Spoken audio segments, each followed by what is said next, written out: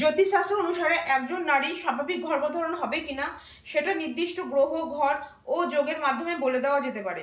পঞ্চম ঘর হলো মাতৃত্ব, গর্ভধারণ ও সৃজনশীলতার ঘর। এই ঘর এবং তার অধিপতি গ্রহ যদি শুভ হয় তাহলে সন্তান লাভের সম্ভাবনা বেশি থাকে। বৃহস্পতি গ্রহ হলো সন্তান লাভের প্রধান গ্রহ, আর শুক্র হলো প্রজনন শক্তির গ্রহ।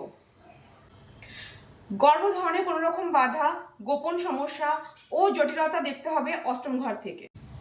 গর্ভধারণের ক্ষেত্রে শুভ লক্ষণগুলো হলো পঞ্চম ঘর ও পঞ্চম ঘরের অধিপতি গ্রহ শুভ গ্রহ দ্বারা দৃষ্ট হতে হবে, আর আপনার জন্মছকে বৃহস্পতি পঞ্চম, নবম ও প্রথম ঘরে থাকলে ভালো ফল দেবে। এবার আমি বলবো অশুভ লক্ষণ, অর্থাৎ কোন কোন অশুভ যোগগুলো থাকলে আপনার গর্ভধারণের ক্ষেত্রে নানা রকম বাধা আসতে পারে।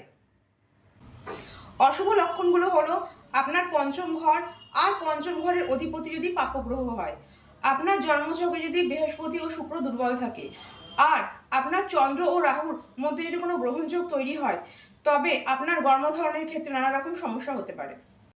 এবার আমরা আসবো প্রতিকারে। গর্ভধারণের বিভিন্ন সমস্যার প্রতিকার হলো আপনার জন্মছকে বৃহস্পতি ও শুক্রকে স্ট্রং করতে হবে, আর সন্তান ধারণের জন্য আপনাকে নির্দিষ্ট সময় নির্ধারণ করতে হবে।